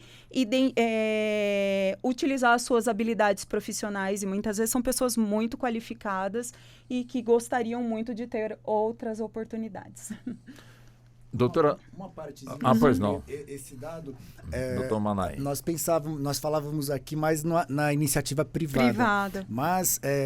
quando eu estava preparando a minha última palestra lá para a Escola Judicial do TRT da 2ª Região, um juiz federal aqui da 1ª Região, que palestrou comigo na OAB, Seção de São Paulo, ele publicamente, durante a palestra dele sobre essa temática também, ele disse que sentiu medo de que a orientação sexual dele pudesse interferir no resultado final do concurso. Na prova oral ou na investigação social, porque a gente passa por uma investigação social. Então, isso se aplica também, de certa forma, ao poder público. E este juiz é um doutrinador, uma pessoa altamente qualificada, respeitada, e sentiu este medo. Então, ou seja, se este medo existe, ele precisa de atenção, não é? Ele não, obviamente, para aquela banca específica,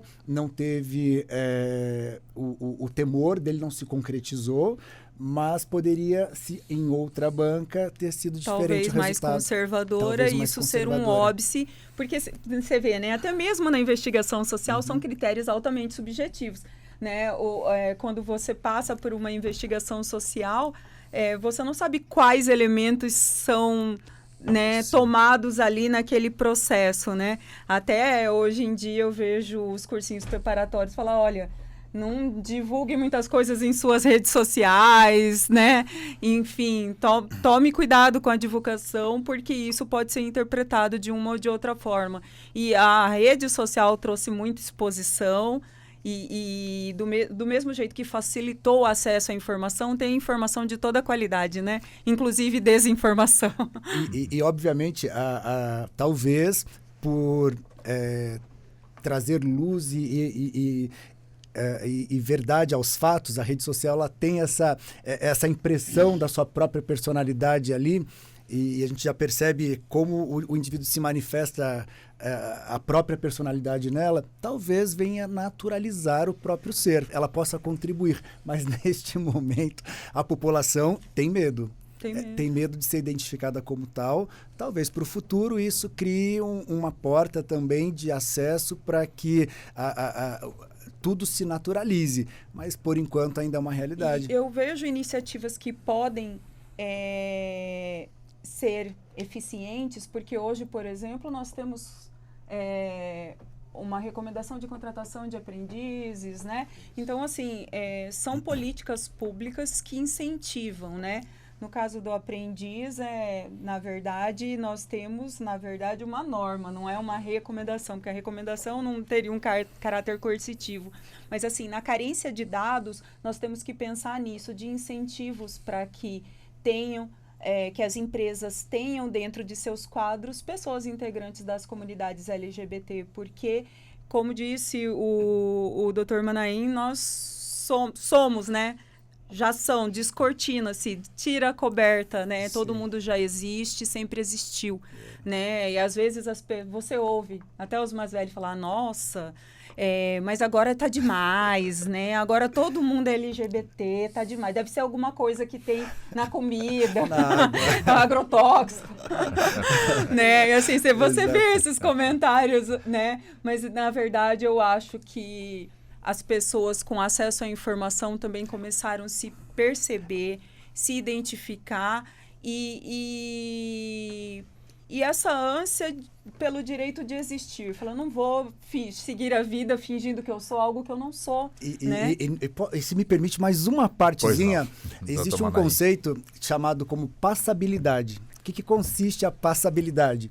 Eu, que sou um homem cisgênero, ou seja, me identifico com o meu próprio sexo, mas me oriento sexualmente como um homem homossexual, talvez pela forma como a minha personalidade ela é manifestada, ela possa criar eu posso me camuflar socialmente. Sim, mais aceitar, isso é chamado a tal passabilidade. Porém, eu refletindo sobre esta semântica, eu percebi, e não faz muito tempo, que, na verdade, a população dita como estereotipada, aquela que você consegue perceber ao olhar, na verdade, foi este grupo que contribuiu para que percebessem que esta sigla existia.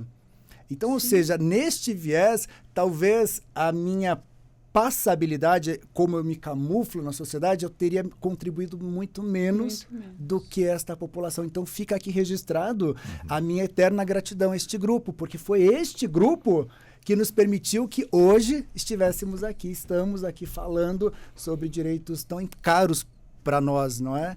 Então, fica aqui esse registro. Perfeito. Bom, deixa eu chegar também na doutora Antonella, assunto que o doutor Carlos levantou, a doutora Daina também trouxe, juntamente com o doutor Manaim, e eu vou justamente na experiência da senhora, doutora Antonella, a senhora que foi a primeira mulher trans a participar, como participa, né, da direção da Faculdade de Direito de Recife. Os desafios que precisaram ser transpostos, que precisaram ser, de certa forma, vencidos, foram muitos. Pode-se falar em lições tiradas desses desafios para chegar onde a senhora chegou e, com certeza, pelo próprio mérito. Certamente há muito o que falar sobre isso, Walter. É interessante que isso tem uma conexão muito grande com o que todos, no caso, eles e ela, falaram a respeito do mercado de trabalho e dessa condição de se chegar até o mercado de trabalho. Foi interessante quanto o Manaim coloca nessa história do que se camufla para que se possa, por exemplo, manter um emprego ou mesmo ter acesso a um emprego. Então, assim, é bem curioso porque o que é que aconteceu? Em termos pessoais, eu assumi minha nova identidade de gênero há relativamente pouco tempo. Então, o que é que aconteceu? Eu fui uma pessoa que, na verdade, consegui... É bem curioso isso, porque quando eu fui à minha eleição como vice-diretora da faculdade, por ser uma faculdade histórica, que é a mais antiga faculdade de Direito do Brasil, por ter ter muita gente ilustre, inclusive vários ex-ministros do Supremo terem estudado lá, personalidades como Ariano Suassuna, como Alceu Valença, ex-vice-presidentes da República, como foi Marco Maciel, políticos célebres como Miguel Arraes, enfim, teve muita gente, Rui Barbosa estudou lá também, Castro Alves, que não chegou a se formar, mas assim, você tem essa coisa da arte também ali. O que é que eu vi? A minha eleição como vice-diretora, de fato, chamou muita atenção. Eu fui digamos assim, entrevistado por inúmeros órgãos de comunicação, inclusive órgãos de muita visibilidade, pessoas aplaudiram, pessoas, digamos assim, valorizaram muito isso pelo ineditismo, mas a própria valorização disso, ela mostra um problema. Porque é tão raro nós estarmos nesses espaços que quando nós estamos... Vira manchete. Exatamente, assim, chama uma atenção tremenda. Quando não... Era mais interessante que eu não aparecesse tanto, porque significaria que isso estava mais normalizado. Sim. Mas não é, e pegando um gancho também com a própria questão da mulher, nós só tivemos a nossa primeira diretora mulher numa faculdade que daqui a 4 anos vai fazer 200 anos. A nossa primeira diretora mulher... Só foi eleita em 2007, ou seja, faz muito pouco tempo, né? Nós tivemos, nesse caso, uma diretora e uma vice. Então, mesmo como mulher, eu sou a segunda vice-diretora da história da faculdade e a primeira mulher trans. E isso chamou muita atenção. E uma coisa que me chamou particularmente a atenção, nisso aqui que Manoel estava falando da passabilidade, dessas questões todas, foi que eu... vi alguns comentários, claro, tinha comentários que eram horríveis, transfóbicos e agressivos e depreciativos, mas alguns comentários que eram, de certo modo, elogiosos, a minha competência, ou seja, dizia que não, eles, de certo modo, também esvaziavam a importância de eu estar lá, nessa condição de mulher trans, disso ser valorizado. No seguinte sentido, diziam, tá vendo? Não há por que se preocupar. Ela tem competência, ela chegou lá pela competência dela e não tem nada a ver essa história de LGBT ou não tem nada a ver. Não precisa estar fazendo esse discurso, não precisa ter cota, não precisa ter nada, porque basta ter competência que se chega. E eu não quis comentar para não gerar confusão, porque eu sei que isso geraria, mas eu fiquei pensando, e sempre gosto de abordar quando tenho essa oportunidade, eu digo, alto lá, não é bem assim. Não é assim. Por quê? O que é que acontece? Eu assumi minha identidade de gênero muito recentemente.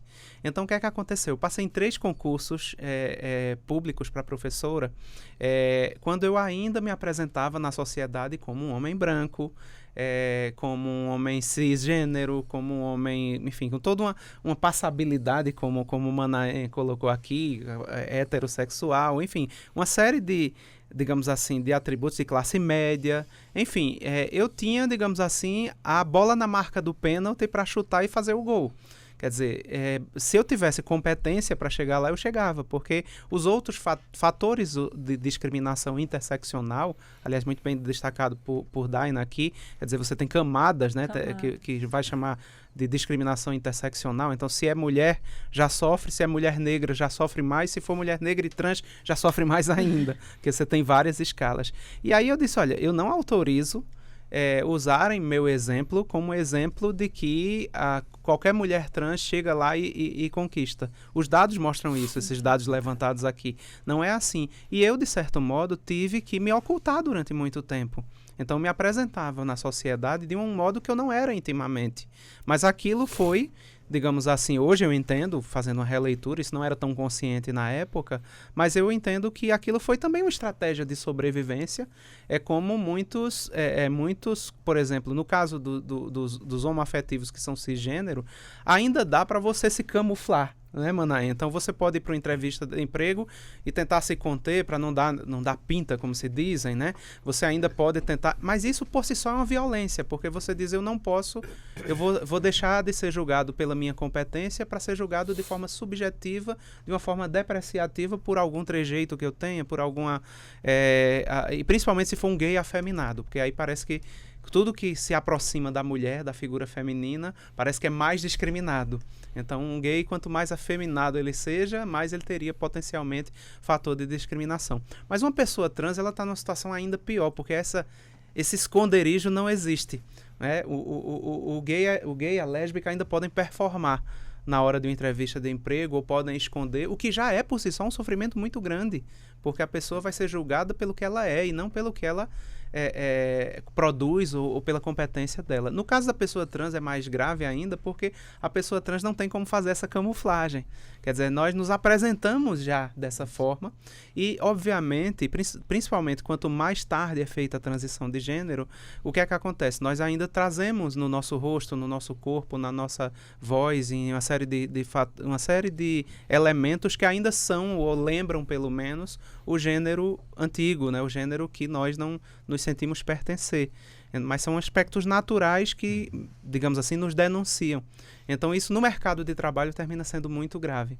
Então, eu quero que, claro, o meu exemplo seja utilizado como uma possibilidade de que nós cheguemos lá, mas não no sentido de negar a essa população políticas públicas que são necessárias. Eu nunca precisei de cotas, mas eu nunca precisei de cotas porque eu me apresentava como homem cisgênero e não como mulher trans que eu realmente sou. Então, por exemplo, nós conseguimos lá na UFPE implementar já as cotas na pós-graduação, mestrado e doutorado. Ainda não implementamos na graduação, mas eu já estou defendendo essa ideia também, porque essas cotas e outras políticas públicas, elas são necessárias. Ou seja, não é porque eu não me beneficiei disso ou porque eu cheguei lá, mas eu sou a exceção, eu não sou a regra. Então, para que essas meninas trans possam sair da prostituição, onde elas estão majoritariamente, e eu digo de passagem que eu não tenho nada contra a prostituição, não tenho nada contra a profissão nenhuma, mas isso deve ser uma escolha, nunca uma imposição. Então, se 90% dessa população está na prostituição, certamente isso não é uma escolha. É uma condenação a esse tipo de profissão. E o rol de profissões, como eu disse no meu discurso de posse, claro, nós mulheres trans, como qualquer mulher, podemos ser prostitutas, podemos ser cabeleireiras, podemos ser maquiadoras, que são as profissões mais comuns associadas a mulheres trans. Mas podemos ser professoras, nós podemos ser médicas, podemos ser juízas, advogadas, engenheiras, qualquer profissão.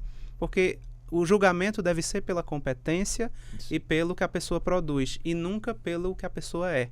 É nesse sentido que eu defendo políticas públicas, no sentido de amparo a essa população, de incentivo a essa população, justamente para nós revertermos esse quadro, como já, de certo modo, começamos a reverter a dívida histórica que nós temos com a população negra, através das cotas. A própria universidade, eu vejo a minha sala de aula hoje, ela é mais colorida, digamos assim, ou seja, alunos negros, alunas negras que antes não estavam ali naquele espaço, passaram a estar. Isso é muito importante e isso deve amparar os vários setores vulneráveis da sociedade. No caso específico que nós estamos discutindo aqui, a população LGBT, bem como, mais especificamente, a população trans, que não tem nem como esconder a sua condição. Então, por isso que eu não autorizo usar o meu exemplo como um refutamento de políticas públicas de ação afirmativa. Pelo contrário, eu defendo essas políticas e acho que elas precisam existir para a promoção desses direitos. Pois não.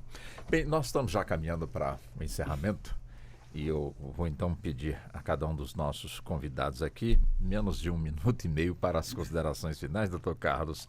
E eu já começo com o senhor. Eu quero agradecer pela oportunidade. Eu acho que foi só um pouquinho do muito que toda a população brasileira precisa refletir sobre diversidade, pluralidade, né, sobre humanidade, na verdade, e dizer que cada um pode fazer no seu canto, né, do seu jeito, a transformação que a gente precisa para que tenhamos uma sociedade mais harmônica, mais respeitosa e com cada um sendo feliz, né, do jeito que se sente feliz, né? Muito obrigado. Deixa eu chegar também na doutora Daina Landes, meritíssima. A senhora também tem 1 minuto e meio, por favor, para as considerações finais. Bom, Walter, também agradeço a iniciativa, foi excelente o debate, assim, essa troca com pessoas inspiradoras e que que esse debate e todas essas reflexões possam contribuir com uma sociedade que não precise de tantas leis e de tantas decisões que garantam a igualdade de direito, né? E que as famílias sejam mais acolhedoras com os seus LGBTQIAP+. Tá certo. Bom, doutor Manahem também, por favor. Primeiro, eu gostaria de agradecer esta oportunidade e eu espero que isso tenha levado eco para muitas pessoas. É óbvio que não esgotamos todas as temáticas, tanto pelo tempo, por tudo que influencia isso, mas há muito a ser dito. E no resumo de tudo isso, é preciso que a gente se conscientize que a sigla hoje descoberta LGBTQIAPN+,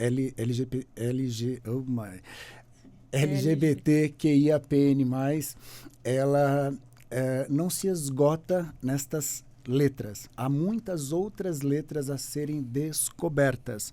E quando descobrirmos todas as letras e se tornar desnecessário, já tivermos vencido o tempo das ações afirmativas, possamos então descobrir que resta somente o próprio ser. Mas este ser, ele seja o dito ser humano, e o humano aqui eu destaco que ele não seja o substantivo, mas sim um adjetivo que qualifique este ser. Então sejamos humanos como adjetivos e não como substantivos. Ótimo. Doutora Antonella, também por gentileza. Bom, Walter, queria agradecer de coração a você, à Rádio TV Justiça também, pela oportunidade, né, de debater esse tema. Queria agradecer a Carlos, a Daina e a Manahem, a toda a equipe também, né, tanto do Sinaíte como também a equipe da rádio, né, todos aqueles que viabilizaram a passagem do som, o controle do tempo. Agradecer bastante a vocês por viabilizarem um momento tão importante como esse e unindo-me aos meus colegas de debate, dizer da importância que representa que essa mensagem chegue a cada vez mais lares, mais famílias, compreendendo que nós não precisamos ter medo do desconhecido. Como foi muito bem dito aqui, a descoberta, quer dizer, você tirar a coberta, significa você revelar aquilo que já existiu e existe e certamente existirá. Então, reprimir, aliás, o exemplo de Daina sobre Alan Turing, ele foi muito feliz, porque reprimir só vai levar a isso.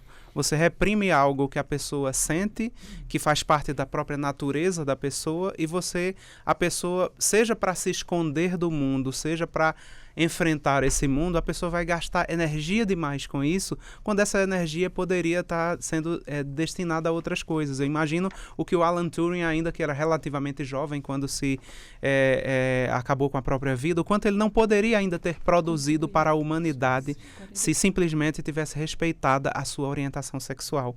Então, é preciso compreender, é preciso que as pessoas não tenham medo do desconhecido, procurem se informar adequadamente, com empatia, com capacidade de escuta ativa, no sentido de fato, deixar falar aquilo chegar aos seus ouvidos e ao seu cérebro, ao seu coração, etc.